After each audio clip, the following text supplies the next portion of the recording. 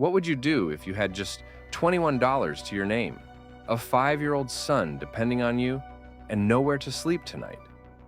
This is the true story of Chris Gardner, a man who lived through this nightmare and came out the other side as a millionaire. Welcome to Plot in Minutes. If you're new here, we break down the most powerful stories from cinema. Hit that subscribe button and check out our previous videos for more amazing movie breakdowns. Now, let's talk about Happyness. Or should I say, Happyness? The Pursuit of Happyness, released in December 2006, stars Will Smith in what many consider his most emotionally powerful performance, with his real-life son Jaden Smith making his film debut, creating an authentic father-son chemistry that makes this film unforgettable. This is a story about survival, determination, and the unbreakable bond between a father and his child.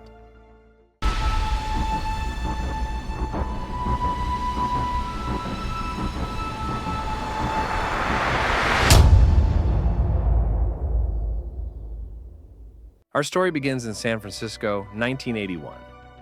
Chris Gardner is a salesman who's bet everything on portable bone density scanners. These machines provide a slightly denser picture than a standard X-ray, but they cost twice as much. Appreciate it. We just don't need it, Chris. It's unnecessary and expensive. Well, maybe next. Thank you. Chris invested his family's entire life savings and bought them in bulk. He needs to sell 2 machines every month just to cover basic expenses. I needed to sell at least 2 scanners a month for rent and daycare. But sales are slow. Too slow. His wife, Linda, exhausted from working as a hotel maid, can't take the financial stress anymore. She leaves him and moves to New York. Chris, I'm leaving. I have my things together. And we're going to leave now. Their son Christopher stays with his father because just go get happy. But Christopher's living with me. Chris made himself a promise.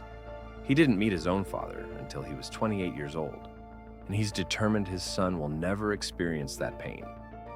Now Chris is a single father, still trying to sell these scanners, collecting parking tickets he can't pay. Eventually, his car gets towed, and he's taking public transportation with heavy medical equipment in tow. Everything changes when Chris sees a man pull up in a red Ferrari. Chris approaches him with 2 simple questions. What do you do, and how do you do it? I got 2 questions for you. What do you do, and how do you do it? The man is a stockbroker, making $80,000 a month. $50,000 more than Chris makes in an entire year.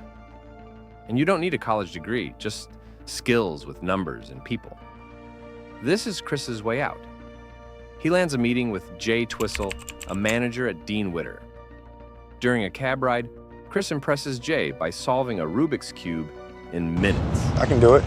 No, you can't. No one can. It's bullshit. Look at that. You're almost there. But then reality hits. Chris doesn't have cab fare. He runs, fleeing into a subway station, barely escaping the cab driver. In the chaos, he loses one of his scanners, left with a hippie girl who disappears with it. But the meeting worked. Chris has a shot at an internship. The day before his interview, Chris agrees to paint his apartment for free to postpone eviction. While painting, the police arrive and arrest him for unpaid parking tickets. He spends the night in jail.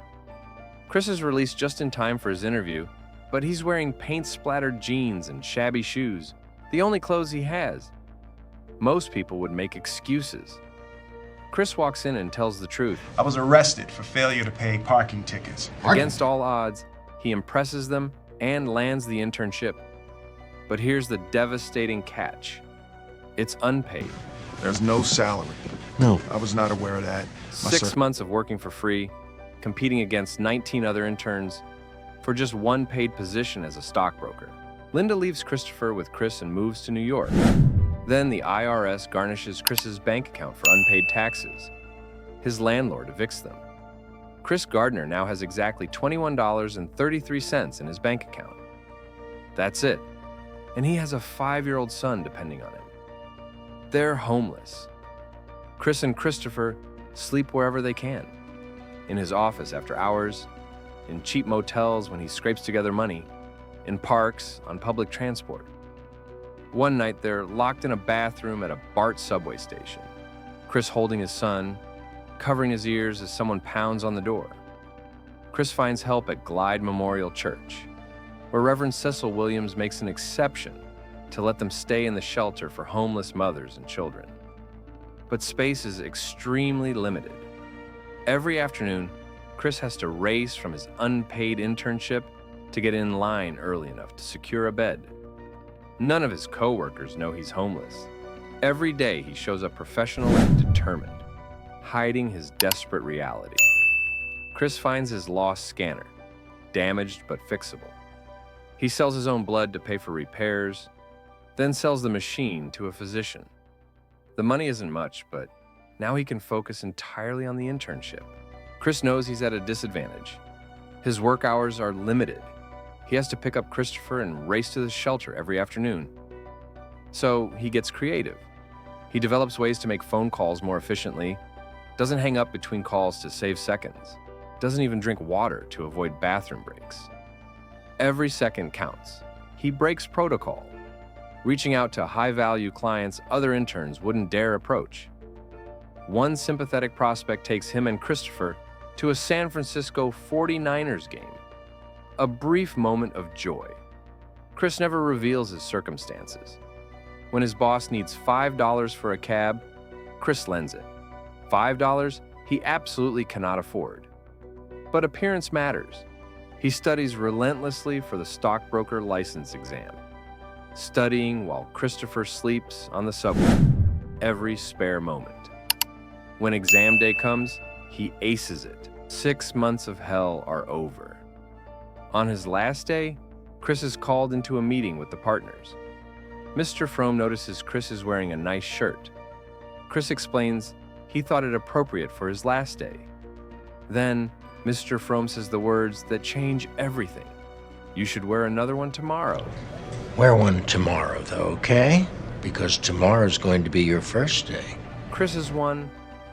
Out of 20 interns, he's the one they've chosen. Mr. Frome even reimburses him those $5 from weeks ago. Fighting back tears, Chris shakes hands with the partners. This isn't just a job. It's survival, vindication, proof that all the suffering was worth it. He rushes to Christopher's daycare and embraces his son. They walk down the street together, joking and laughing.